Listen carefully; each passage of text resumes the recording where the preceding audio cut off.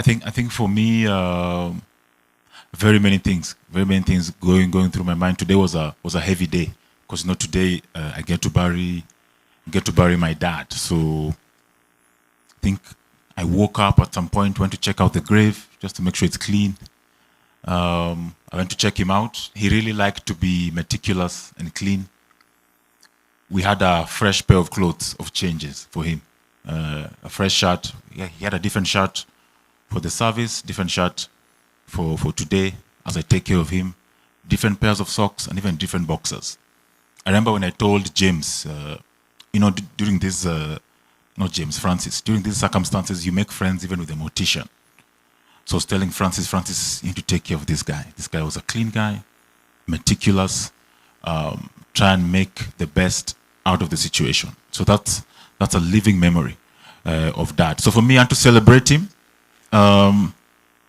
we've gone through various range of emotions as a family. We've been sad.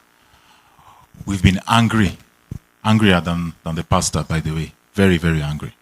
We've been angry, devastated, brought down a lot of questions.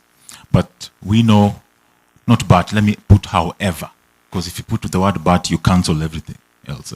However, we know it's a season. It's a season that we are in. And as I mentioned in church the other day, we are front row. Almost 3 weeks ago, we were front row celebrating in a wedding. Yesterday on Wednesday, and today we are front row at a funeral service. It's a very trying moment to be front row at a funeral service. So I want to celebrate Dad. I choose to celebrate him with 3 things I would like to highlight. Mr. E.O. was an authentic man, extremely authentic, and you've heard it from the pulpit and from the team. What you see is what you get. What you heard him speak, that's what you got from Mr. E.O. The second thing is that he was extremely passionate for everything that he did. Extremely passionate. Of course, growing up and hearing the discussions he used to have, Dad worked at a place called Gillette, but I was a young boy, didn't hear. Now, when he started working at Johnson & Johnson, is when I started hearing him say certain names. And as Mheshimiwa Rosa Buyu mentioned here, she was one of them. There was Janet Onyango, and also you might know Mr. Davis Kanyama. Here is yes, MD. Ted Kemp. And actually Ted was named, my brother Ted was named from Ted Kemp.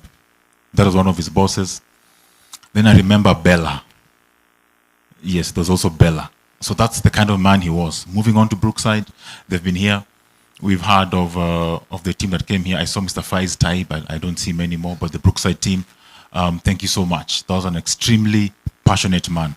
Loved his family passionately, loved his job passionately, loved the gym community passionately, even loved the dogs in the house that are there passionately, loved his siblings passionately, my uncle and my auntie. I also know that you've lost, and my uncle Jonathan. Finally, he was a man who was extremely meticulous. I choose his ability to be extremely meticulous. That's how Mr. E.O. was, and that's how he raised us. I gave the example of the interview in church, the first ever interview that I went. I informed him, and he told me how to prepare for an interview.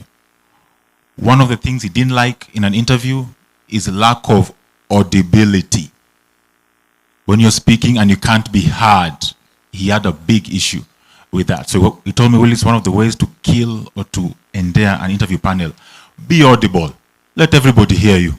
Speak up when you can and be passionate about it. So the 3 things I choose to celebrate and share with you guys here as we celebrate Mr. E.O., Elder Elias Olako Chola, as he was fondly known, to us, Dad, Father, E.O., or Bossman. I used to call him Bossman when we were having our one-on-one conversations. And even on Saturday, I told him, Bossman, you look tired. If you don't go to hospital, by the way, I'll drive you myself. I used to call him Bossman.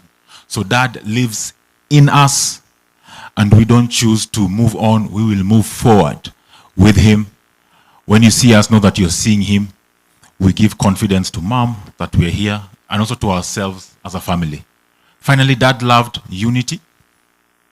And I remember he talked to me and Ted when he took us aside just in December. In December, when he was doing what the Wazes do. He just did it in December. When he was telling us, Ted, this is your portion. Willis, this is your portion. And even if I'm not here, I don't want to hear issues. Don't embarrass me. Don't embarrass me when I'm gone. So he just did it just in December like a joke. I wanted to joke about him with it, but I said, let me keep quiet because I found that odd for him to do it. So he's a man who loved unity, and for us as a family, we will stick to that tradition.